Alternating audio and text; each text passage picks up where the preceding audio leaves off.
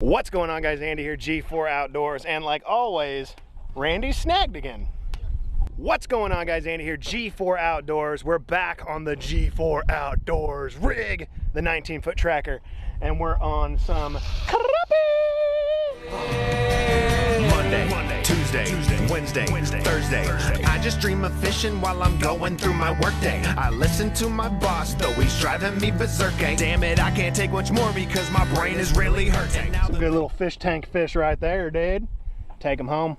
You gonna put them on ice? No, eat them. Nope. You're going them like this? You're going straight in the fryer. Take a bite out of it. Take a bite out of it. Just a small bite. Not too much. That's too much.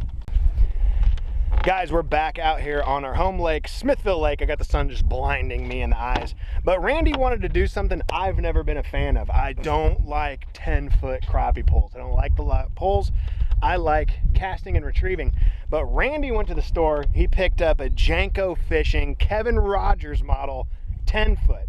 And he's going to be getting into some fish today and trying it out, dude. I think you're pretty excited, right? A little. Because me personally, I've never wanted a 10-foot rod, but something in my head said, go get a crappie rod today. I went out. We've been buying quite a bit of Jenko stuff. I like Jenko's heads, man. The slasher tees, if you guys haven't checked them out, check them out. Okay. It's one of my favorite jig heads right now. So it's 10 foot. I never thought I'd buy a 10 foot. It's a 2-piece. I never thought I'd buy another 2-piece. Right. But I did. $60 just for the rod. I couldn't pass that up. I went with a Daiwa. Do you know the model number of that? Is it a Presidential? No, that would be the Fluger. So Fluger was an option, but being it's just a 10-footer, I'm gonna be jigging, so the reel didn't matter. Yep. $40 reel, 4 bearing. I don't know what it is, but let's check this rod out. And when it comes to these 10-foot rod setups for crappie, your main reason is going to be that hot summer non-active bite. You want to go up into the heart of these trees. You spook them away with your trolling motor. You spook them away with your boat and the sounds. With that 10-footer, you can get up there in the heart of that tree, drop your jigs down, and pull slabs right out. That's kind of the purpose with it. But we're over here over some submerged brush right now fishing. So he may just get it out right now to use it. We'll see if we can't catch a fish with it. I know he's excited pulling it out already. But we're also going to try to find a tree stay right there. I like the shade. It doesn't look good on camera, but it's helping me out because it's so hot. It's a Reeve Rose LT1000. By Daiwa. Small spool, 10-foot rod. But we're also going to try to find a big, gnarly, bushy tree that you can just drop down in the heart of and see if we can't pull something out of it. So let's get into the video because I know Randy's excited. I'm kind of excited too. Trying something different, something new out of my wheelhouse. But let's get into it.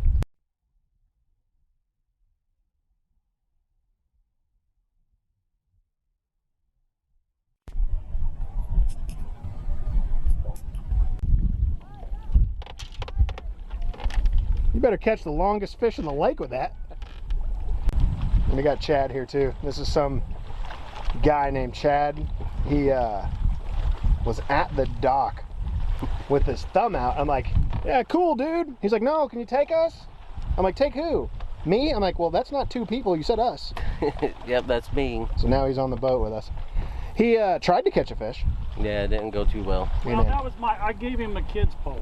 Yeah. Why are you using a kid's pole? With 5-year line on it, because it was in my hand. No. Like how? You're not allowed within 1,000 yards like any kids, let alone a kid's pole. But yeah, guys, like I said, besides jigging in the heart of those trees in the summer, this is really going to come in handy for like docks. I don't know about shooting docks. It's kind of a little longer rod than I would want for shooting docks. But just being able to get in there next to a boat that might be under a slip and being able to fish those docks, I think something like this will come in handy. I'm pretty excited about it, I guess, in a way. I'm like excited but not excited, you know? Because as I've talked about in videos before, I'm using a Lose. This is a 6.6 IM6, so it's a little bit stiffer. It's all medium, but I want something medium, light, fast action for the crappie panfish stuff because I've broken pretty much all of mine. So I'm just settling for this right now. So yeah, leave it down in the comments. Let me know what your guys' favorite rod setup is for crappie fishing on that 7-foot platform. I'm thinking that medium light action is going to be awesome little panfish setup. But if you guys got a setup that you like better, leave it down in the comments. Let me know about it, man, because I am looking for a new rod to do my panfish stuff with. So like he said, guys, he has the Kevin Rogers edition 10-foot made by Jenko Fishing. Go check out Jenko Fishing if you guys haven't. Like I said, I love their slasher tee and underspin heads.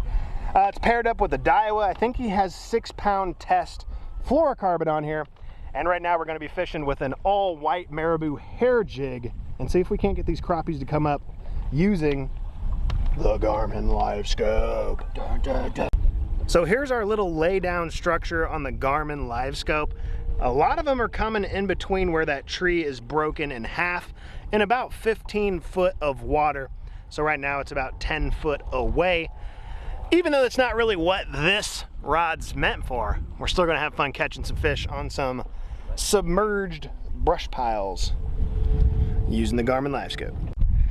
And even though I was saying that really isn't what this rod's meant for, it's actually still pretty legit fishing with it this way, because you can still get the boat off of the pile so you're not making a lot of noise on top of the fish, and you don't have to cast. You can vertically jig about 10 foot away from your spot. So I think it's still going to come in handy for stuff like this too. Yeah, because actually when this trolling motor starts doing whatever it does and gets into high gear, you will scare the fish away from the structure down there. Yeah, that trolling motor, just in spot lock feature, your anchor feature, does make quite a bit of noise.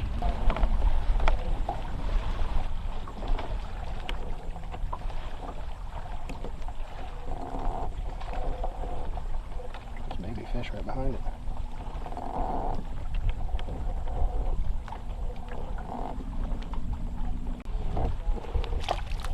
I saw that. Oh, it isn't it recording time, but I saw that fish. Flip it in. That's the other cool thing about those 10-footers. You ain't got to reel much. You just lift it up and that fish is out of the water. Yeah, like I said, the reel really doesn't matter, because what you're doing with this is... you can put a fly fishing reel on there or whatever you want it to. Is kind of fly fishing is what you're doing with these. You're just working the line with your hands and... Yeah, we'll cut him up. Yeah, why not?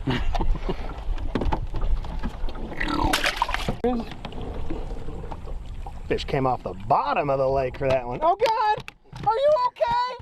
Say something!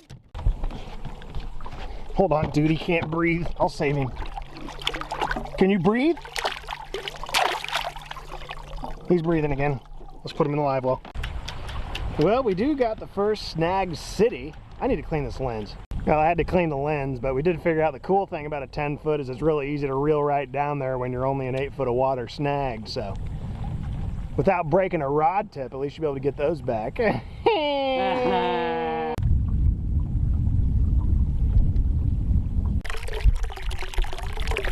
My boat's winging. We missed it. You're going to have to put him back in the water and re-catch him. Bill Dance style. Go ahead and do it. I'll cut the camera here, right? We'll edit. Now, don't do it. Oh, you got one, dude. Garmin Livescope. Yeah. Garmin Livescope. Yeah. That's a 2D, 3D sonar with down scan and side scan chirp, dude. So, Guy, you've caught 3 fish with this already. What are you thinking about it?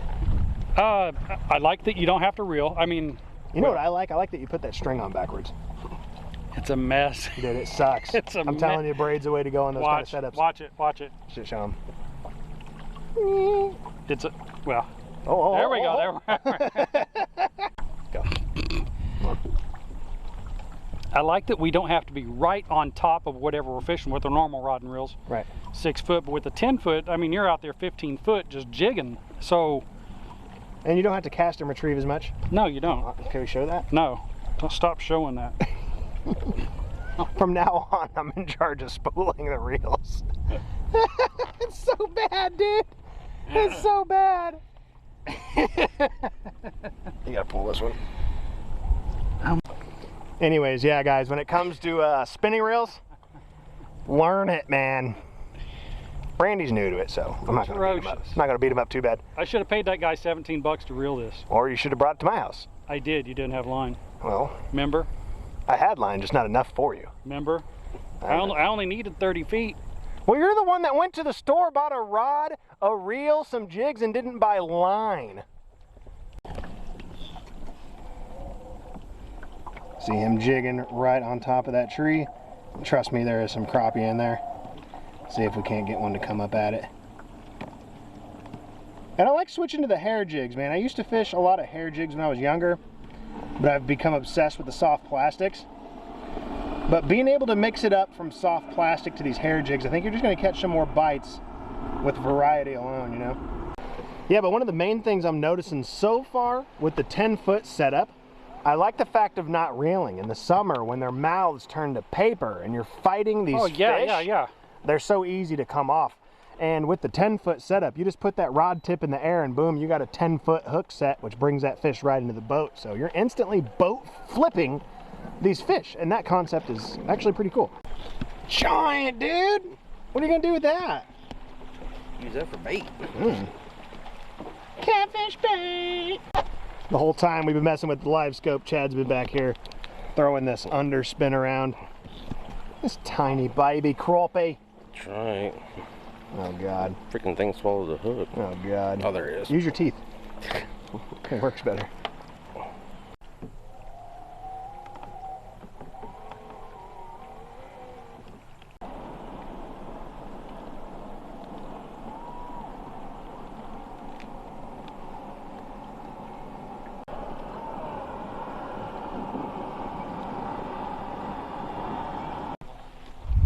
So the day is getting long on us, but we have hit a couple of these brush piles here.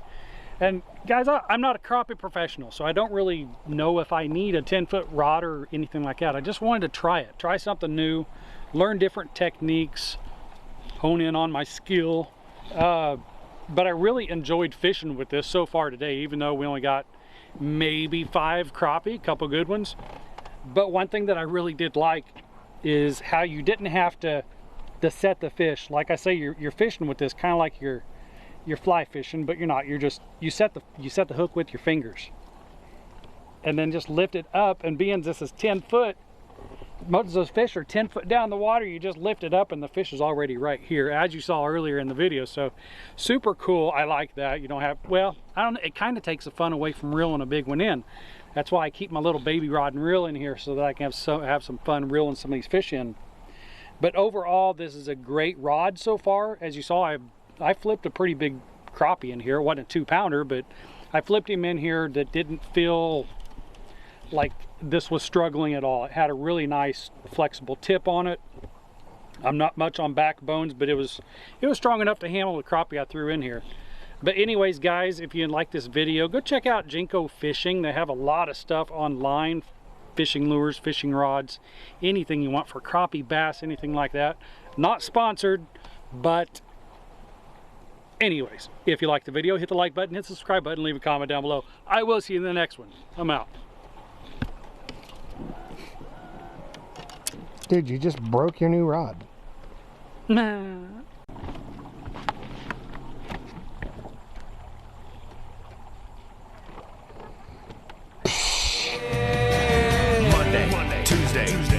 Wednesday, Thursday. I just dream of fishing while I'm going through my workday. I listen to my boss, though he's driving me berserk. Damn it, I can't take much more because my brain is really hurting. And now the bank is always calling and I don't know what to do. And I haven't bought a crankbait since like 1992. But the bass are out there schooling and they're ready to attack. And I got all my favorite lures and they're loaded.